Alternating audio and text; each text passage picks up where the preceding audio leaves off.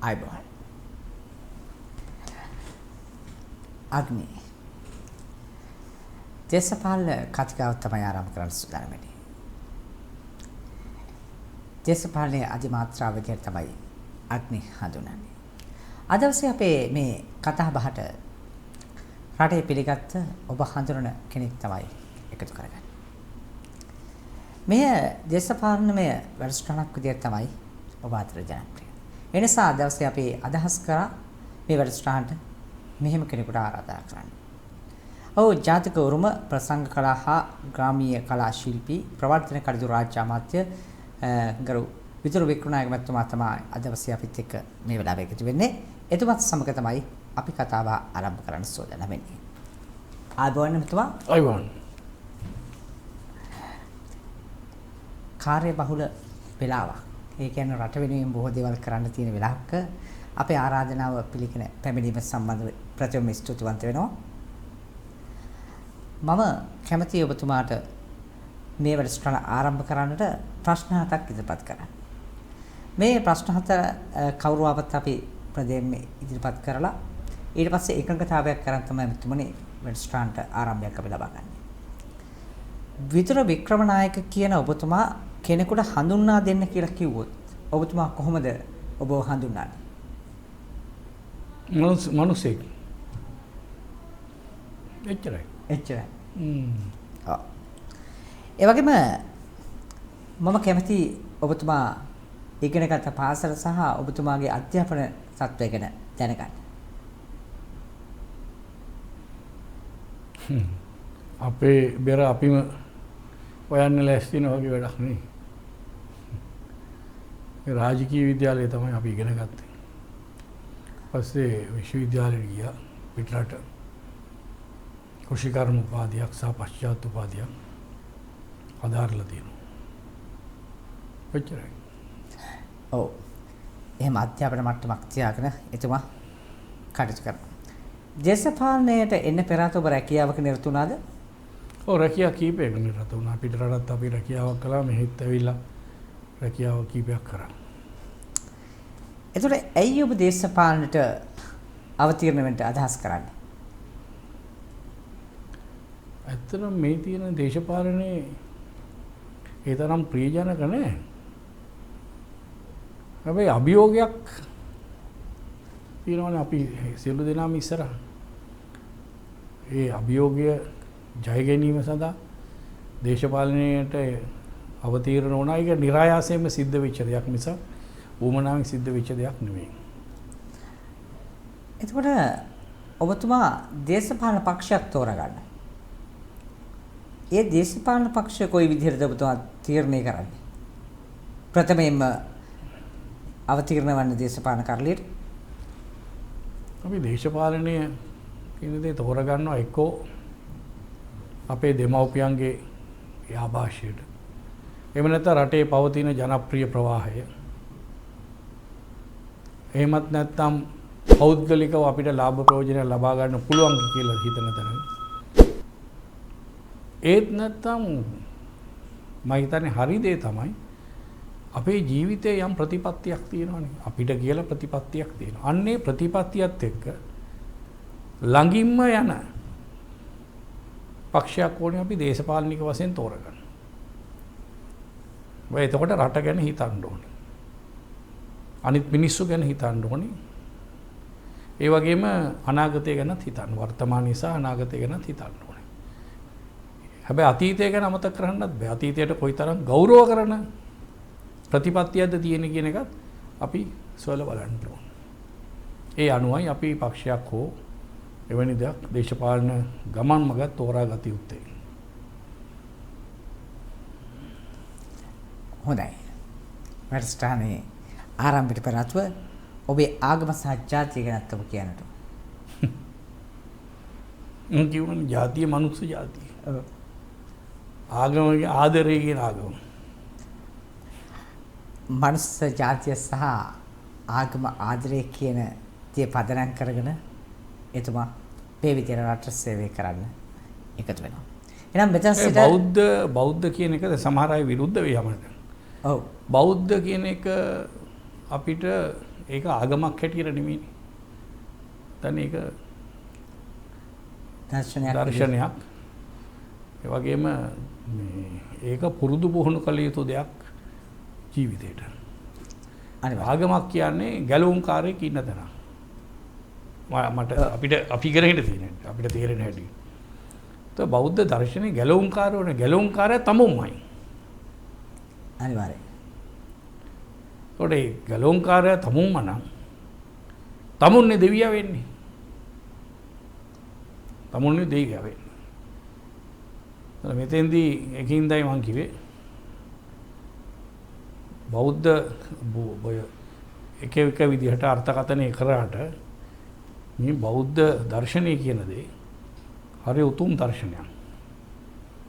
මං කියන්නේ ලෝකේ අනිත් ඒවාට යටිත් ඒවා පහද්ද දැමිය යුතුයි හෙලා දැකිය යුතුයි කියලා නෑ. අපි අනුගත වෙලා තියෙනවා බෞද්ධ දර්ශනයට. ඇයි? ඒක පිළිගන්න පුළුවන් දෙයක්. ඒක විද්‍යාත්මකව ඔප්පු කරන්න පුළුවන් දේවල් ගොඩාක් තියෙනවා එතන. අන්න ඒ හින්දායි අපි මේ බෞද්ධ දර්ශනයට අනුගත වෙලා තියෙන්නේ. ඔව් අනිවාර්යයෙන්. ඉතින් ආගම් නිදහස කියන දේ ඕනම කෙනෙකුට තියෙනවා. Tamanට ඕන අදහසක් කරන්න පුළුවන් ඕන ආගමක්. අද එහෙමයි අයිතිය නිරන්තරයෙන් මේ වෙලා තියෙනවා. මෙතන සිට මේ වැඩසටහනේ කතා කරන සියලුම කාරණා සම්බන්ධයෙන් ඔබතුමා අපට සත්‍ය කියන්නට ඕන. ඒට ප්‍රතිඥාව දෙමින් තමයි වැඩසටහන අපි ආරම්භ කරන්නේ. හරි එමෙතුමනි මම කැමති ඔබතුමාගේ අමාත්‍යාංශය පැත්තට එන්න. ගොඩක් වෙලාවට දකිනවා ඇමතිවරුන්ට ලැබිලා තියෙන අමාත්‍යාංශය ගත්තාම ඒ විෂය පදේවත් හරියාකාරව තේරුම් අරගෙන තියෙනවද කියලා ප්‍රශ්න නගන අවස්ථා තියෙනවා. ඔබතුමාට ලැබිලා තියෙන අමාත්‍යාංශය සම්බන්ධව ඔබතුමාට කොයි වගේ අවබෝධයක්ද ඇමතිතුමට තියෙන්නේ? අපි යම් කිසි දෙයක් හදාරනකොට හරි අවබෝධ කරගන්න උත්සාහ කරනකොට ඒ කරුණු කාරණා සියල්ලම අපි දන්නවයි කියලා පටන් ගත්තොත් අපිට කිසි දෙයක් අවබෝධ කරගන්න බෑ. අපිට හැදෑරීමක් වෙන්නෙත් නෑ එතන. අනිවාර්යයෙන්. මතක තියාගන්න අපි මැරෙනකන් ඉගෙන ගන්න ඕනේ. එතකොට එහෙම ඉගෙන ගන්න නම් හැම එකකින්ම මිනිසුන්ගෙන් ඉගෙන ගන්න පුළුවන්, පොතපතින් ඉගෙන ගන්න පුළුවන්, ස්වභාව ධර්ම ඉගෙන ගන්න පුළුවන්. මේ හැම එකකින්ම අපිට ඉගෙන ගන්න පුළුවන්. හැබැයි අපි දොරවල් වහලා මම මේවා ටික දන්නවා මේවා ගැන ප්‍රශ්නයක් නැහැ කියලා එතන ඉඳන් ගියොත් එහෙම නැත්තම් මම තමයි මේකේ ලොක්කා මම තමයි ඇමති මට ඕනේ දේ මං කරන්නේ මහ ජනතාවගේ යෝජනා වේවා අදහස් වේවා ඒවා අපිට වැඩක් නැහැ ඒ වගේම මේ කාර්ය මණ්ඩලවල යෝජනා තේරුමක් නැහැ පළක් නැහැ කියලා එමෙ යනවා නම් එතන මං හිතන්නේ ඒකද ලොකු ප්‍රශ්නයකට මැදි වෙනවා දැන් හැමතිස්සෙම අපි හිතන්නේ අපි නොදන්නා බව පමණයි. ඒතර එහෙම ඉඳලා පටන් ගත්තාම හරි ලේසි. එහෙම තමයි අපි හැම එකක්ම පටන් ගත්තේ. දන්න දේ තවත් වැඩි දියුණු කරගන්නටත් නොදන්න දේ දැනගන්නටත් අපි හැමතිස්සෙම උත්සාහ කරනවා. මේ අමාත්‍යාංශය තුලත් එහෙමයි. එතකොට ඔබතුමා මේ පාර්ලිමේන්තුවේදී 20ට අත උස්සපු කෙනෙක්. ඊට පස්සේ මේ සම්බන්ධව නොඑක් කතිකාවතා ගොඩ නැගුණා. ඒ අතැස්වීම සම්බන්ධව ඔබතුමාගේ අද වෙනකොට අදහස මොකද? මොකක් ගැනද ඔය අහන්නේ? ඒ කියන්නේ ඔබතුමා මේ ආණ්ඩු පක්ෂයේ ඉඳගෙන සමහර විප්ලවකාරී තීන්දුව ගත් අවස්ථා තියෙනවා. එහෙදී සමහර තීන්දුව විවේචනය කරපු අවස්ථා තියෙනවා. අනේ පිළිබඳව පාර්ලිමේන්තුවේ ස්ථාවර නියෝගවල එක වගන්තියක් තියෙනවා. මන්ත්‍රීවරයෙකුට හෘද සාක්ෂියට අනුව කටයුතු කිරීමේ හැකියාව තියෙන්නට ඕනේ. ඒක හොඳ සම්ප්‍රදායක්. එතකොට ඒ සම්ප්‍රදාය ඉදිරියට ගෙනියමින් අපි කටයුතු කරනවා. අපි වග කියන්න ඕනේ කාටද? අපි වග කියන්න ඕනේ මහ ජනතාවට. අපේ ස්වාමිවරු මහ ජනතාව. පක්ෂයක් අපි තෝරගන්න එක ඇත්ත. ඒ පක්ෂය හරහා තරඟ කරන එක පරදින එක වෙනවා. දිනන එකත් වෙනවා. එතන දින්නොත් පාර්ලිමේන්තුව හොය අදාළ ආයතනයට යනවා. හැබැයි පාර්ලිමේන්තුවක් කියන්නේ සාමූහික වගකීමක් තියෙන ආයතනයක්. එතකොට මේ සාමූහික වගකීම විරුද්ධ පක්ෂයේද පාලක පක්ෂයේද කියන එක අදාළ නැහැ. අපේ පාර්ලිමේන්තුව ශ්‍රී ලංකා පාර්ලිමේන්තුවේ 225ක් නියෝජිතයෝ ඉන්නවා. ඒ 225 ක්‍රියාත්මක වෙන්න ඕනේ රටේ සහ ජනතාවගේ සුභසිද්ධිය සහ ඉදිරි ගමන වෙනුවෙන්. අන්න එතෙන්දී සමහර වෙලාවට මේ පක්ෂ වලින් දරන මතය ඉස්මතු නොවන්නට පුළුවන්.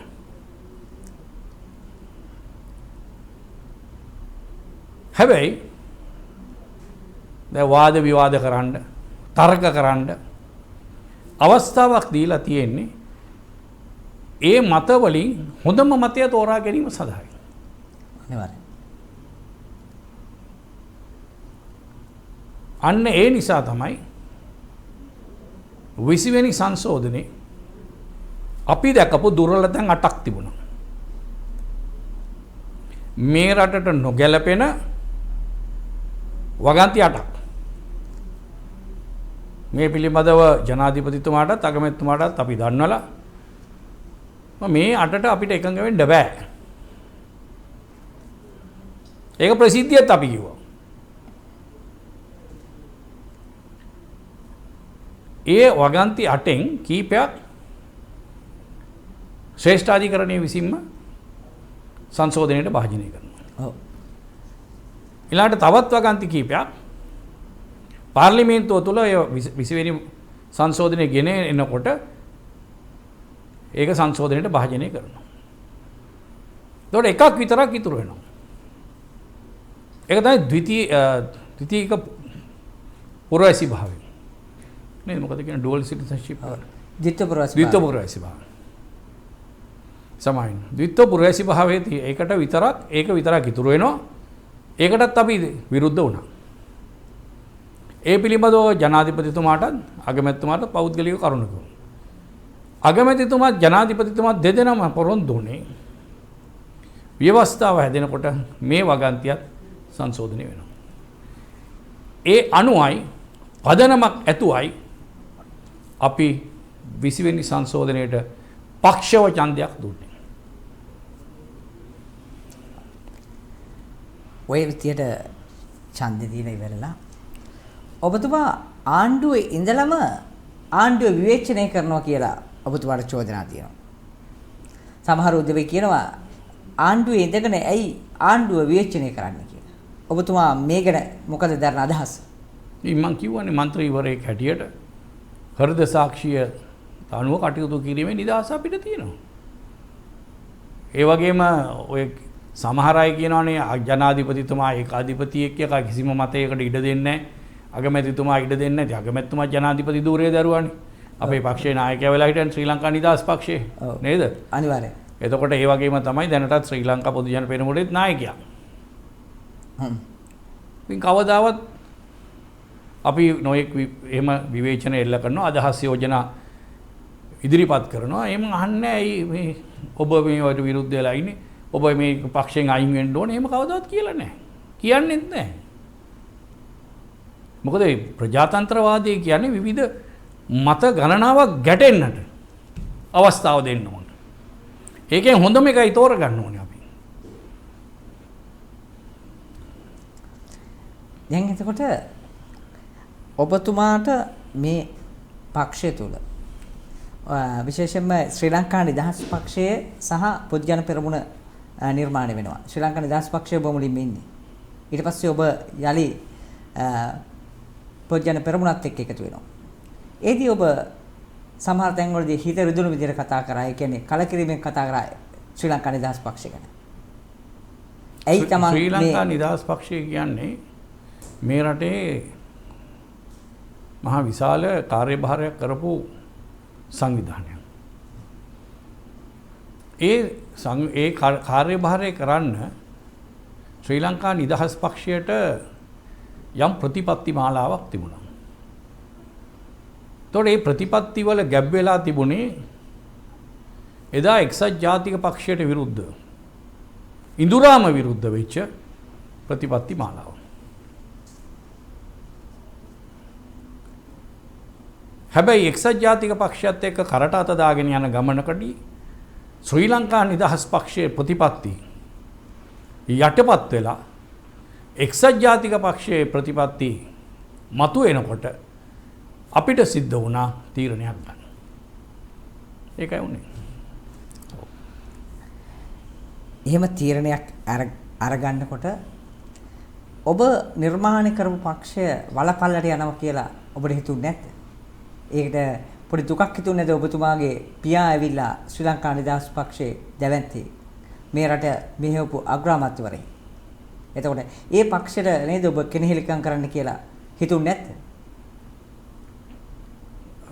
හදන්න තැනක් තියෙනවා. ඒක අපි නිර්මාණය කරපු පක්ෂයක් නෙවෙයි. මම නිර්මාණය කරපු පක්ෂයක් නෙවෙයි. අපි උපදින්න සෑන් ටික කාලයකට ඉස්සෙල්ලා ඉඳන් ඒ පක්ෂය තිබුණා. කෙනෙහිලිකම් කරේ නැහැ.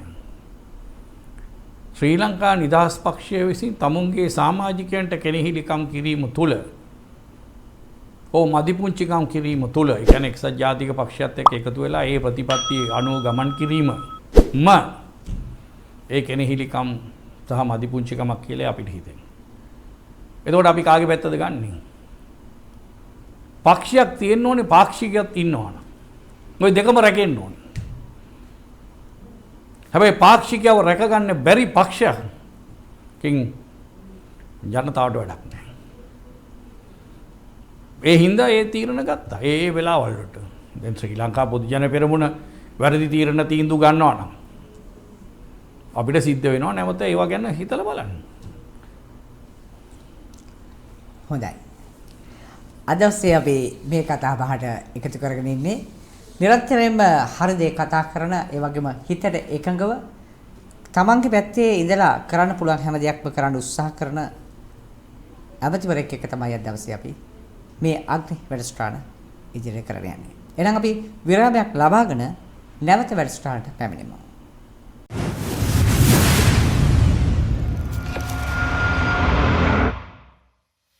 දේශපාලනයේ අධිමාත්‍රාව අග්නි දේශපාලන වැඩසටහනත් එක්කයි ඔබ එකතු වෙලා ඉන්නේ.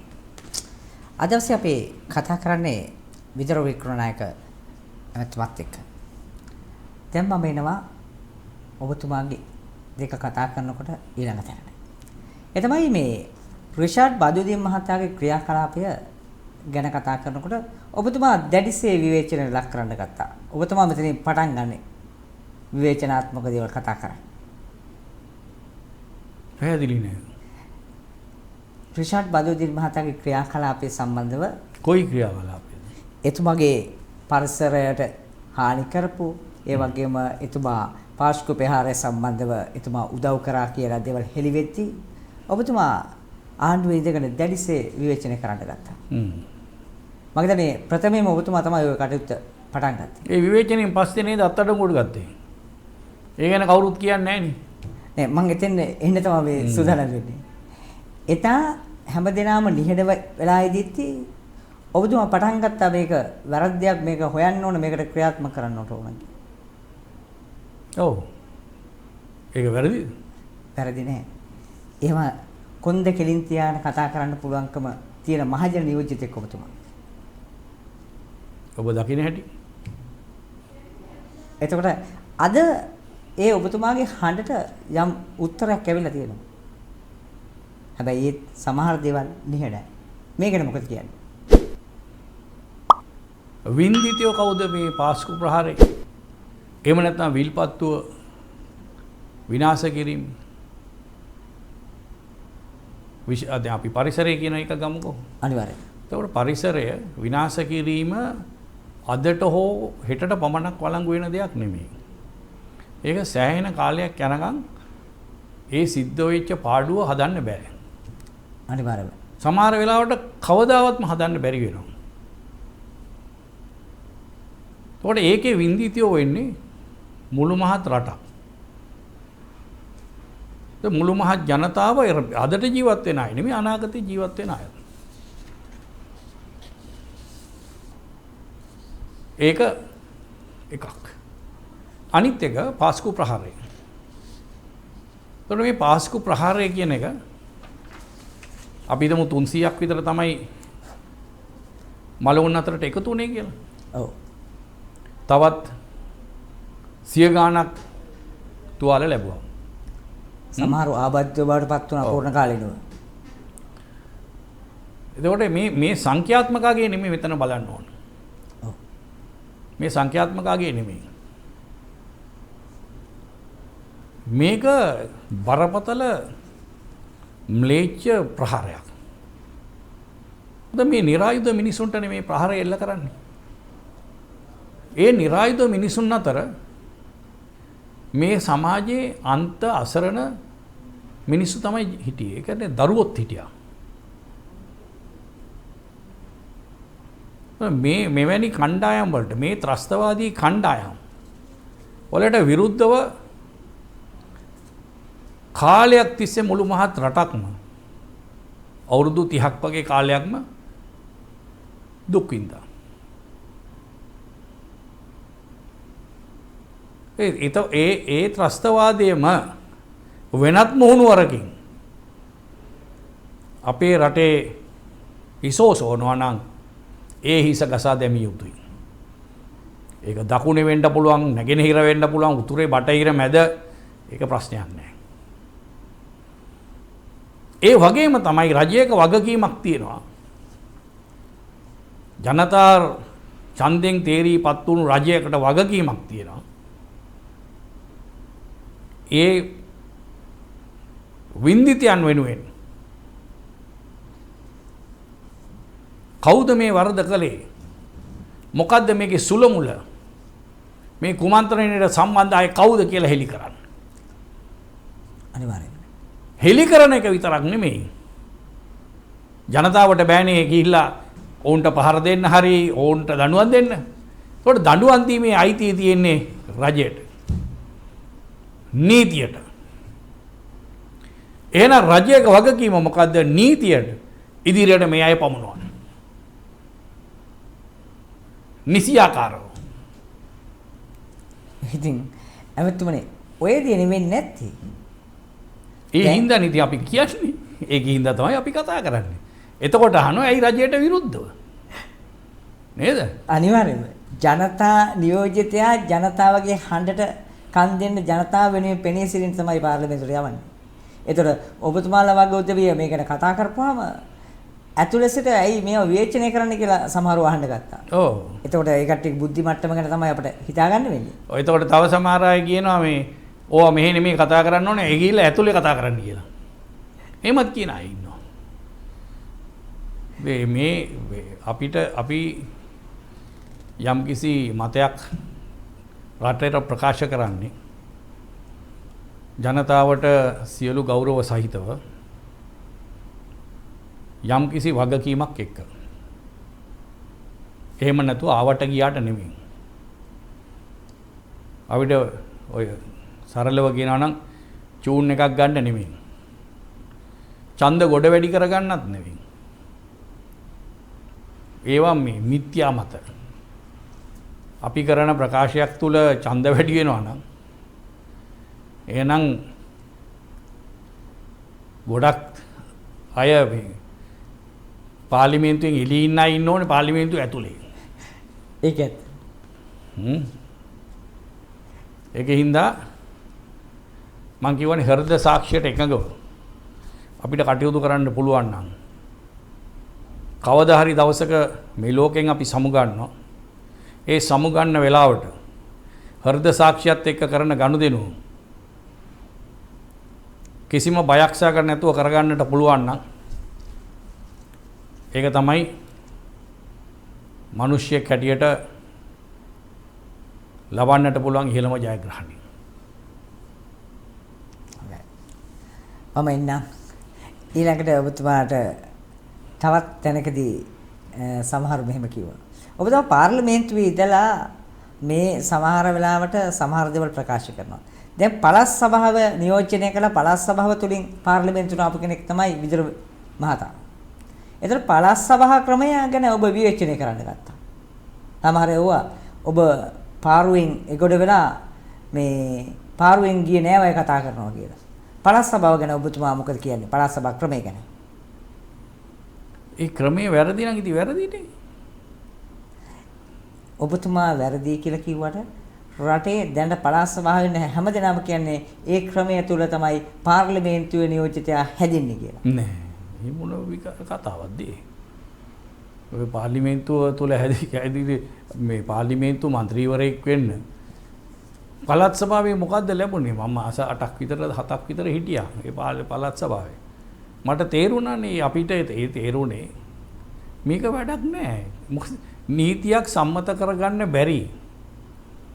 නීතියක් ක්‍රියාත්මක කරන්නට බැරි. ආයතනයක් මොකටද? ඇයි මේ සල්ලි නාස්ති කරන්නේ? ප්‍රාදේශීය සභාවකටවත් උත්සාහවත් තියෙන බලයක් නැහැ පළාත් සභාවට. මේක හැදුවේ සම්පූර්ණ දේශපාලන උවමනාවකට අනුව. උතුර සහ නැගෙනහිර ප්‍රශ්නෙට විසඳුමක් හැටියට තමයි මේක යෝජනා වුණේ. අවසානයේ නැවතුනේ මුළු රටටම මේ පළාත් සභා ක්‍රමයේ උරුම කළා දීලා. ඒ තුල මොකක්ද උනේ? අපි සරල දෙයක් ගමු උදාහරණයක්. දැන් ඉඩම් මකට ඔප්පුවක් ගන්න.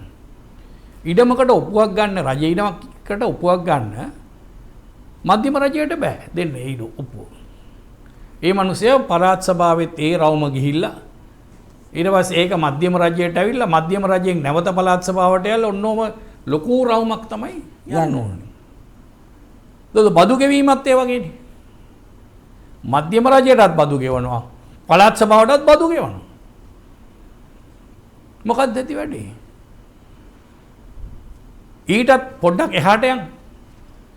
දැන් ওই පළාත් සභාව කියලා අලුත් දෙයක් ඇති වුණාද? මේ රටේ මධ්‍යම රජය සහ ඒ කාලේ තිබිච්ච ආයතන කීපයක් කඩලා මේ පළාත් සභාවට දැම්මා. එහෙම නැතු අලුත් ක්‍රමවේදයක් සකස් වුණාද? පළාත් සභා ක්‍රමය තුල ජනතාවට වඩා පහසු වුණාද අමාරු වුණාද? ජනතාවට අමාරු වුණා කියන එක තමයි පැහැදිලි වෙන්නේ. ඒක තමයි කතාවද? ඉතින් ඒ වගේ දෙයකට විරුද්ධ වෙන එක වැරදිද? වැරදි නෑ. දැන් පාර්ලිමේන්තුවේ තියෙනවා අපි කියනවා. පාර්ලිමේන්තුව රැස් වෙන දවසක ලක්ෂ 92ක් වීදම් කරනවා. අනිවාර්යයෙන්ම.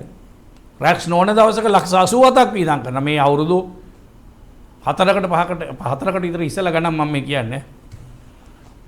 මේකෙන් ප්‍රයෝජනයක් ජනතාවට තියෙනවද? සමහර අවස්ථාවල ප්‍රයෝජනයක් තියෙනවා වෙන්න පුළුවන්. හැබැයි බොහෝ අවස්ථාවල එකෙන් ප්‍රයෝජනයක් නැත්තම් ඉතින් ඒකත් ඒ වෙලාවට ඒක වැහුවයි කියලා ප්‍රශ්නයකුත් නැහැ. දැන් මේකට ගොඩක් විවේචන එල්ල වෙයි. අනිවාර්යයෙන්. මොකටද අපි පවත්වාගෙන යන්නේ මේ වගේ ආයතන? ජනතාවට පළක් ප්‍රයෝජනයක් නැති ආයතන දහස් ගණන් ලක්ෂ ගණන් කෝටි ගණන් වීදම් කරගෙන ඇයි පවත්වාගෙන යන්නේ? දැන් බලන්න අර නෙළුම් කුළුණක් කියලා එකක් හැදුවානේ. ඔව්.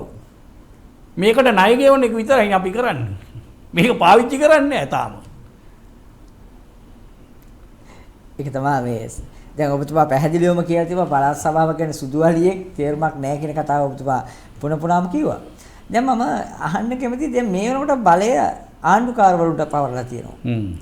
එතකොට ආණ්ඩුකාරවරුන්ගේ ක්‍රියාකලාප ගැන ඔබතුමා පැහැදීමට ලක් වෙනවද?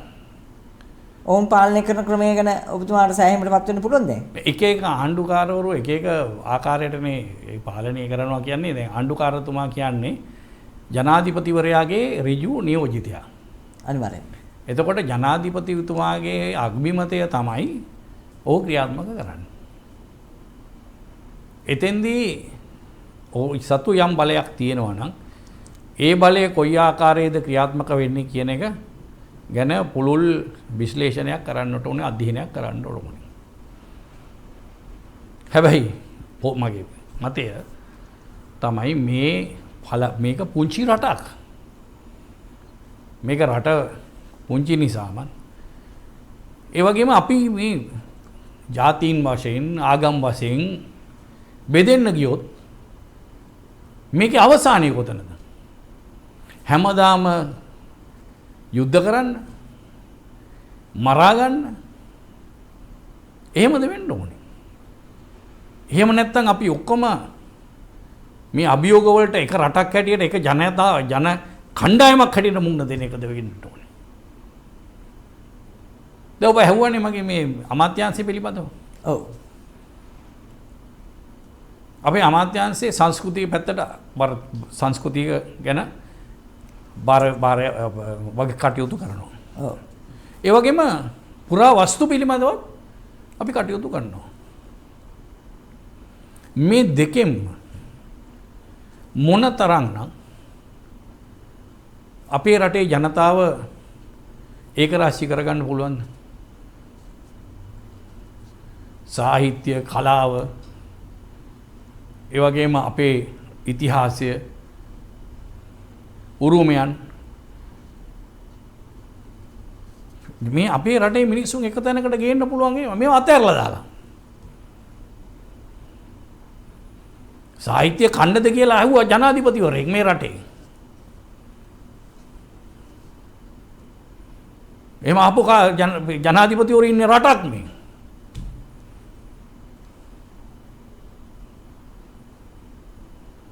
හැබැයි මේ රට යම් කිසි තැනකට අද ඇවිල්ලා තියෙනවා නම් හොඳ පැත්තෙන්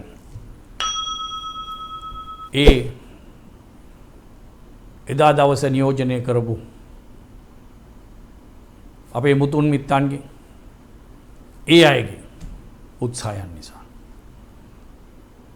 මෑතක මේ රට තල්ලු වෙලා තියෙනවා නම් යම් කිසි අගාධයකට ඒ තල්ලු වෙලා තියෙන්නේ මේ මෑතක හිටපු අපේ කණ්ඩායම් නායකයින් නිසායි කියන එක කියන්න අපි පැකිලෙන්නට ඕනේ නැහැ.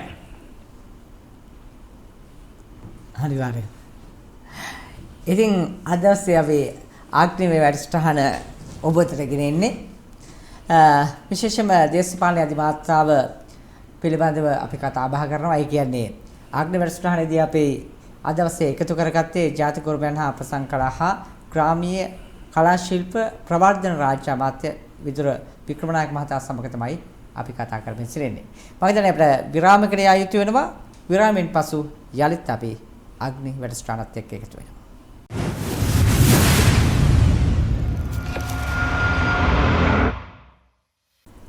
දේශපාලනික වැඩසටහනක් විදියට ඔබ අග්නි වැඩසටහන නරඹනවා. ඒ වගේම දේශපාලන අධිමාත්‍රාව විදියට තමයි අපි අග්නි ඔබට ගෙනෙන්නේ. අද දවසේ විදුර මහතා සමග තමයි නැත්නම් ඔබ ආදරය කරන ජනතා නියෝජිතෙක් එක්ක තමයි අපි මේ කතා බහ කරමින් සිටින්නේ. දැන් ජාතික උරුමය ගැන කතා කරනකොට අපේ කලාව ගැන කතා කරනකොට අපේ කලා ශිල්පීන් ගැන අමතක කරන්නත් බෑ එමෙතුමා. ඔබතුමා පහුගිය කාලේ මේ කලාකරුවන් වෙනුවෙන් යම් හඩක් නැකමින් ඔවුන් ඒකරාශි කරමින් ඔවුන්ටගේ ප්‍රගමණය වෙනුවෙන් කටයුත්තක් කරන්න අතගැසුවා.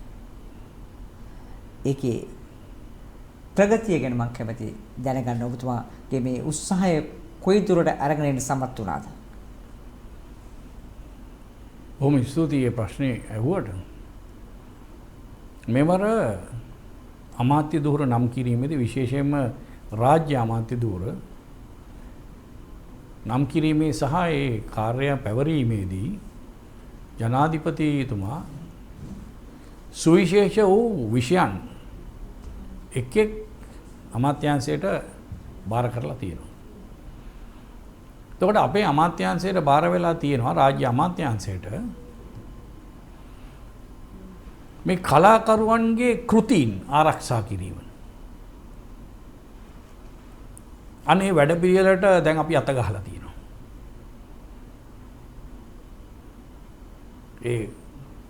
ඒක කවියක් වෙන්න පුළුවන්, එහෙම නැත්නම් සින්දුවක් වෙන්න පුළුවන්, ලියවිල්ලක් වෙන්නට පුළුවන්. ඒ සෑම එකකම අයිතිය යම් නීතිමය රාමුවක් තුල ඒ කලාකරුවන්ට ලැබෙන පරිදි කටයුතු කරනවා. ඒක එක පැත්තක්. ඔව්. අනිත් එක තමයි ජාතික උරුමයන්. මම ඔබෙන් අහනවා මට කියන්න බලන්න ජාතික උරුමයන්. දෙකක් තුනක්. ජාතික උරුමයන් විශ්ව කිසියක් නම් කරලා නැහැ. අන්න ඒකනේ වැඩි. හැබැයි ලෝක උරුමයන් තියෙනවද? ලෝක උරුමයන් විදිහට තියෙනවා. දැන් අපේ සීගිරිය ඒක ගාලු කොටුව ලෝක උරුමයක් විදිහට ලම් කරලා තියෙනවා. හැබැයි ජාතික උරුමය මම අහලා නැහැ අද වෙනකම්. මේක තමයි අපේ රටේ තියෙන ඛේදජනක සිදුවීම. මේ රටේ වැලි කැටයක් පාසා පුරාවස්තු තියෙනවා. මේ රටේ ඉතිහාසය අවුරුදු 2500ක් නෙමෙයි ඊටත් එහාට යන ඉතිහාසයක්. එතකොට එවැනි රටක ජාතික උරුමයන් නම් කරලා නැහැ කියන එක අපි ලැජ්ජාවටපත් වෙන්න ඕනේ කාරණයක් නෙමෙයිද? පැහැදිලිවම. අන්න ඒ නිසා මේ ජාතික උරුමයන් කියන එක වඩාත් අර්ථ ගන්වීම සඳහා අපි තීරණය කළා මේ ජාතික උරුමයන් එකක් නම් කිරීමෙන් පස්සේ හඳුන්වලා දෙන්න, ඒවා සංරක්ෂණය කරන්න, අන්න එහෙම වැඩපිළිවෙලකට එන්න.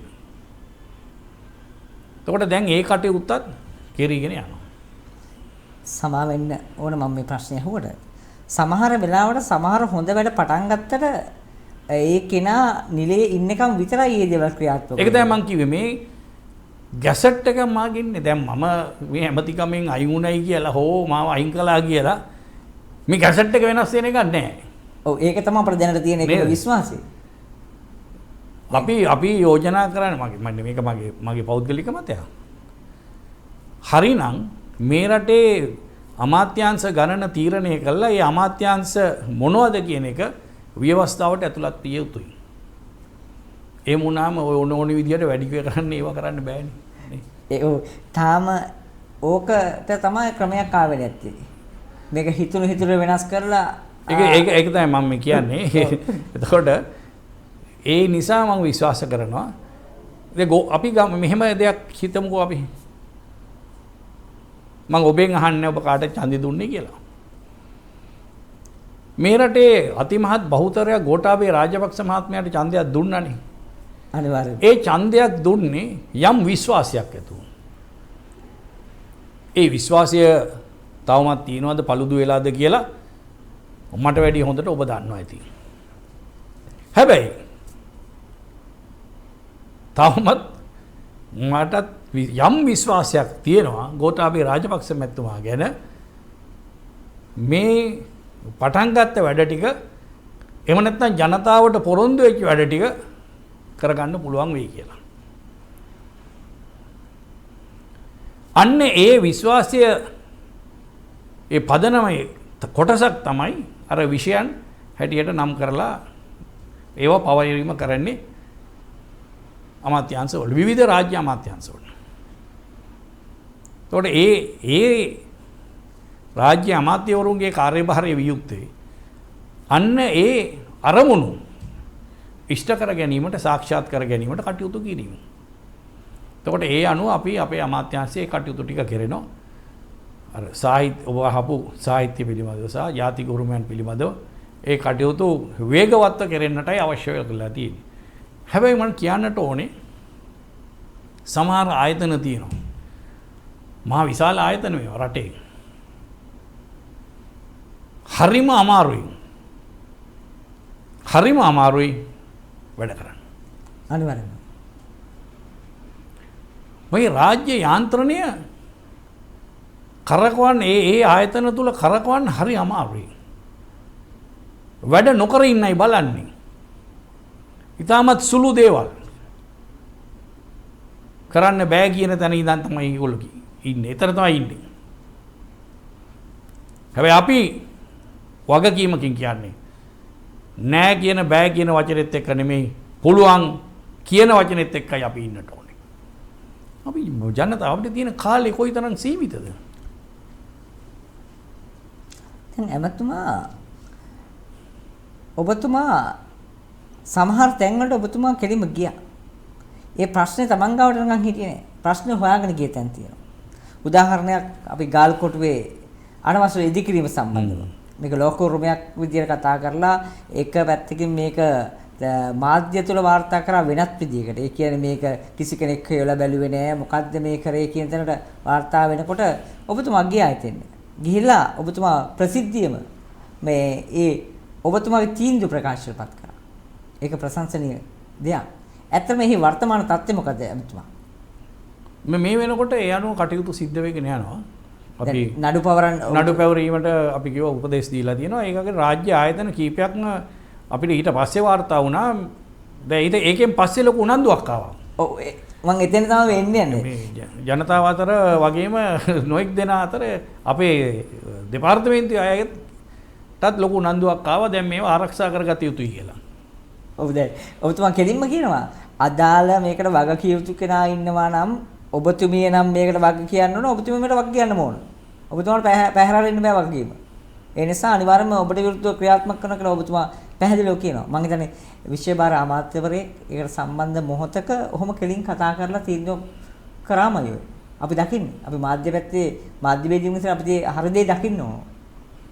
හැබැයි ඒක පස්සේ ඔබතුමා අපේ දැන් ඔය සමහර විහාරස්ථාන අපි කියමු උතුරු මැදර දිහාට ගියාපම ඒක උතුරු නැගෙනහිරට ගියාපම ජාපනයේ පැත්තට ගියාපම සමහර පන්සල් වල එහෙම ගැටලු තිබුණා.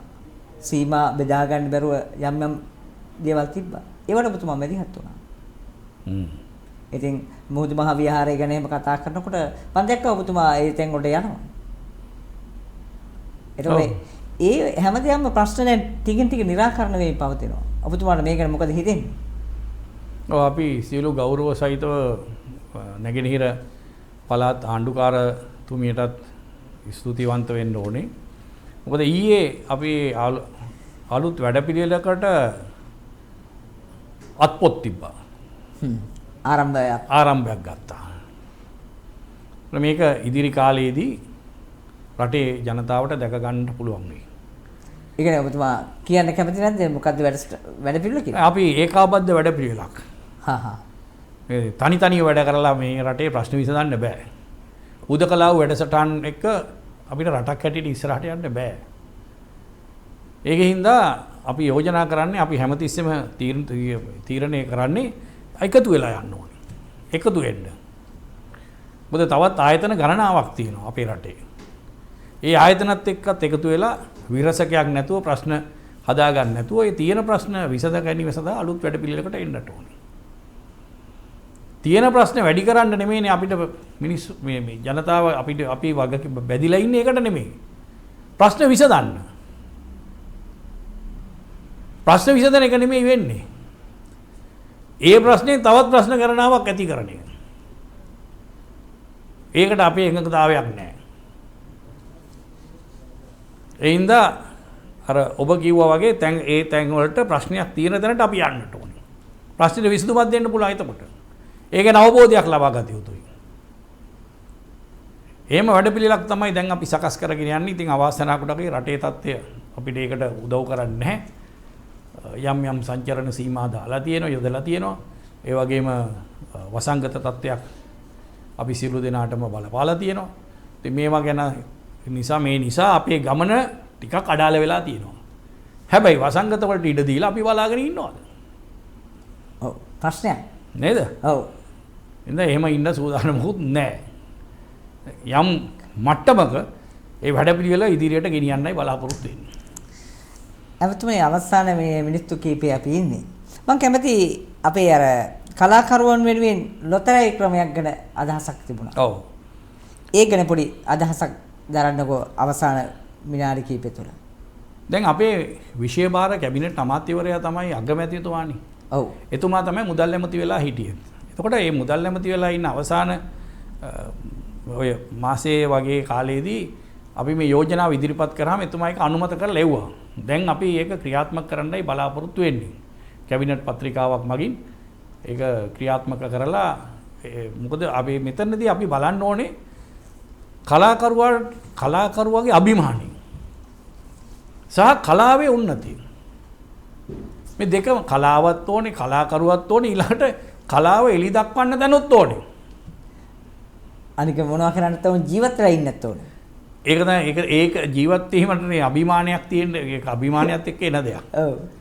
කලාකරුවව අපිට ආරක්ෂා කරගන්න පුළුවන් නම් ඔහු කියන්නේ ඔහු ජීවත් වෙනවා කියන එක. අනිවාර්යයෙන්ම. මේ කලාකරුවා ජීවත් වෙනවා කියන්නේ කලාව මේ හුස්ම ගන්නවා. මේ ඔක්කොම එකට එකතු කරගත්ත අලුත් වැඩපිළිවෙලකට යන්න තමයි රජයට බරක් නොවි. රජයට බරක් නොවි.